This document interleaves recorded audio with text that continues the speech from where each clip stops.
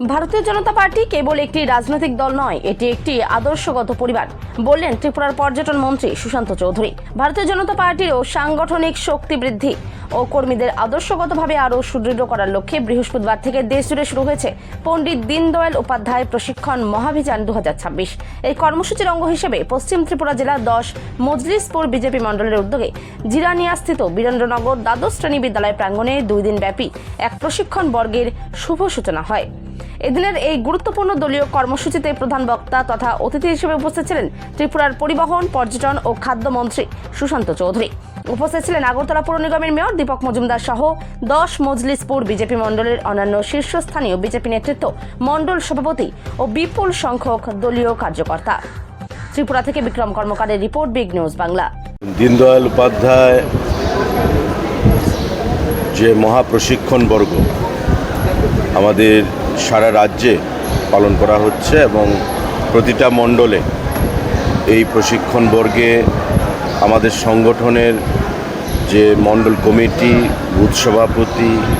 পঞ্চায়েতের প্রধান, উপপ্রধান, পঞ্চায়েত সমিতি, জেলা পরিষদ এবং বিভিন্ন স্তরের কার্যকর্তাগণ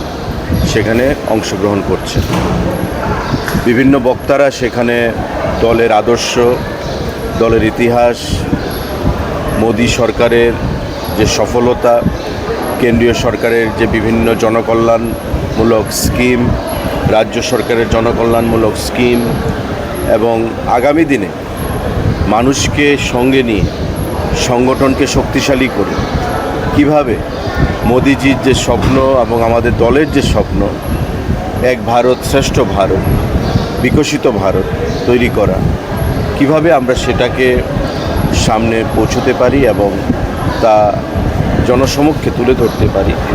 সে বিষয়ে আমাদের এই মহাপ্রশিক্ষণ বর্গ চালু হয়েছে। সারা মণ্ডলে মণ্ডলে আমাদের বিভিন্ন স্তরের নেতৃত্বরা উপস্থিত হয়ে বিভিন্ন বিষয়ের উপর আমাদের কার্যকর্তারা আমাদের সংগঠনের বিভিন্ন ব্যক্তিদেরকে সেখানে ওয়াকিবহাল করছেন, সুশিক্ষিত করছেন, যাতে পরবর্তী পর্যায়ে আমাদের সংগঠনের যে নিচু স্তরে যে কার্যকর্তারা রয়েছেন তাদেরকেও আমরা সুশিক্ষিত করতে পারি দলের আদর্শ সম্পর্কে, দলের ইতিহাস সম্পর্কে, কেন্দ্রীয় সরকারের বিভিন্ন স্কিম সম্পর্কে এবং আমাদের নেতৃত্ব সম্পর্কে। তো আমি মনে করি যে দলই আমাদের কাছে সর্বোপরি, কারণ মোদিজি পরিষ্কার ভাষায় বলেন, দল যদি সুসংহত না হয় শক্তিশালী সংগঠন আমরা করতে পারবো না, আর শক্তিশালী সংগঠন যদি না করা যায় তবে মানুষের কল্যাণে সরকারে প্রতিষ্ঠিত হওয়া সেটা কঠিন ব্যাপার। আর আমাদের লক্ষ্য হচ্ছে সেবা প্রদান করা, ভোগ বিলাসিতার জন্য সরকার নয়, জনগণকে সেবা প্রদান করা, এবং সংগঠনই হচ্ছে একমাত্র শক্তি যার মাধ্যমে জনগণকে আমরা সেবা প্রদান করতে পারি। এবং সেটাকে মাথায় রেখে জনগণের সেবার উদ্দেশ্যে আমাদের এই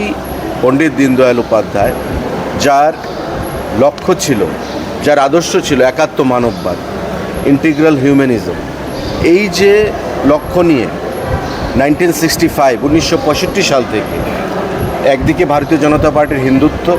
এবং একাত্ম মানববাদ দুটো মিলেমিশে ভারতীয় জনতা পার্টির বা জনসংঘের সেখানে আদর্শ হিসাবে সেখানে পরিণত হয়েছে। এবং সেটাকে মাথায় রেখে পণ্ডিত দীনদয়াল উপাধ্যায় এবং আমাদের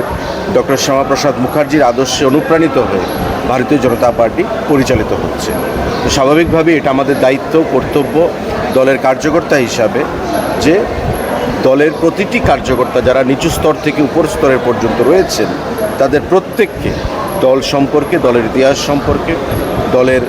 আদর্শ সম্পর্কে, কেন্দ্রীয় স্কিম সম্পর্কে, রাজ্যের স্কিম সম্পর্কে ওয়াকিবহাল করা এবং জনসমক্ষে সেটা নিয়ে গিয়ে সংগঠনকে শক্তিশালী করার মাধ্যমে মানব সেবা প্রদান করা, জনগণের সেবায় নিজেকে উৎসর্গ করা, সেই উদ্দেশ্য মাথায় রেখে আমাদের এই দীনদয়াল উপাধ্যায়, পণ্ডিত দীনদয়াল উপাধ্যায়ের স্মরণে এই মহাবর্গ অভিযান আমাদের চালু হয়েছে এবং সেটা চলবে আগামী কিছুদিন। সারা রাজ্যে প্রতিটি মণ্ডলে সেই প্রশিক্ষণ বর্গ আমাদের অব্যাহত থাকবে।